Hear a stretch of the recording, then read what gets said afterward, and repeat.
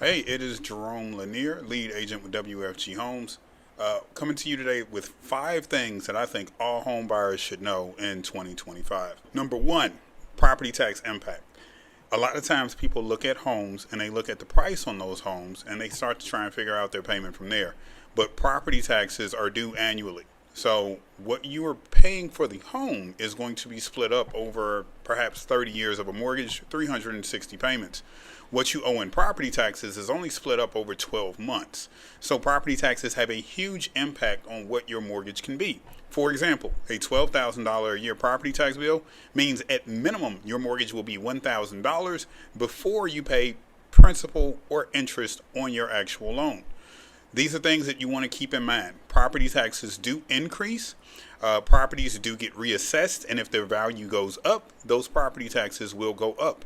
These are the types of things that you should be speaking with your real estate agent about when you're considering a home and you're shopping for a home. Number two, being house poor. A lot of people don't understand the term house poor. To be house poor means that you are in a really nice property and it is a property that is not allowing you to save for emergencies or fun things like going on vacation, just little stuff, being able to kind of get out of the house and have some fun. House poor means that you are able to afford the house, but not necessarily the maintenance that comes with it. We sometimes see this when people are car poor and they go get a really nice car that on the surface looks great, but from a maintenance standpoint is a little bit more expensive than what they can afford. There is nothing wrong with wanting really nice things in your life. What is important to keep in mind, though, is how much can you afford comfortably so you can still enjoy the rest of your life and you don't become a prisoner to that one thing. Number three, exit strategy. When I'm always talking to buyers, I tell them to kind of start with the end in mind. But usually your first home is not your forever home.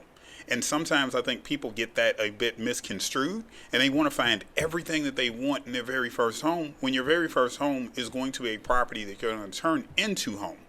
And it's not necessarily going to have every single thing that you want because it is not going to be your forever home.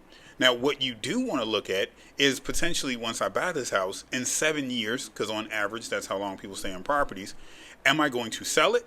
Do I want to rent it out? Is this a neighborhood that I can potentially rent in? Is this a property that is rentable? Because certain condos and townhomes are not necessarily rentable. These are all things you should be having a conversation with your real estate agent about just to kind of get an idea of what you want to do when it's time for you to move out of that property. Again, it doesn't mean that's going to be the exact plan, but just having an idea. For example, you buy a single family home. It's not necessarily the biggest home, but it's perfect for what you need right now. And then in 6 years, you need a bigger home because you have a bigger family. Well, is that home going to be rented out, or do you want to sell that home and buy something else? Again, starting with the end in mind of what is my strategy? What is my exit strategy when I leave this property? Is this going to become part of my investment portfolio, or am I just going to sell this property, take the rewards and whatever I can make in profit, and then move on to the next property? Number four, inspection. Do not skip out on an inspection. If you are looking to purchase a home, I don't care how good it looks on the inside, on the outside. Hire a professional inspector to come out and take a look at that property and find out if it's really worth what you are willing to spend for it. Skipping an inspection could mean missing a really expensive problem that can make your home buying and home owning process kind of hell.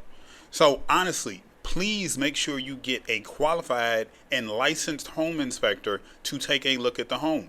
I have an example of one time I had a buyer who actually hired a non-licensed inspector. The inspector showed up at the inspection in a 2-door car with no ladder and an iPhone and a screwdriver.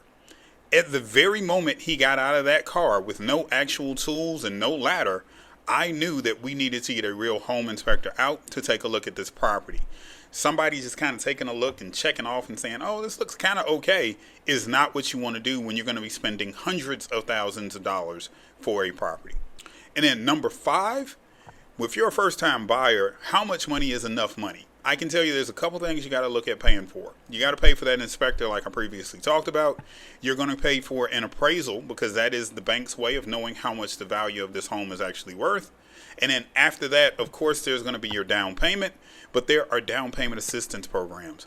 There are situations where you can get credits from the lenders. There are situations where you can get credits from the home seller. There's a lot of different things that can kind of go into purchasing a home, including a property tax credit. Those things can be used to offset some of the money you would be bringing to the table. You never know exactly how much money you'll need until you speak with the lender and until you speak with a real estate agent such as myself. I highly suggest having that conversation and not putting yourself in a bucket of, I don't have enough money yet. You really don't know how much money is enough money. If you got any other questions, please reach out to me. My information is here on the screen. Give me a call, shoot me a text, give me an email, and I will get back to you as quickly as possible. I also have friends and business partners nationwide. So I am licensed in the great state of Illinois. However, if you are watching this video and you are not in Illinois, but you want more information, still reach out to me and I can get you in contact with somebody in your state that will be able to help you reach your real estate dreams and your real estate goals. I hope you have an amazing day. Talk to y'all soon.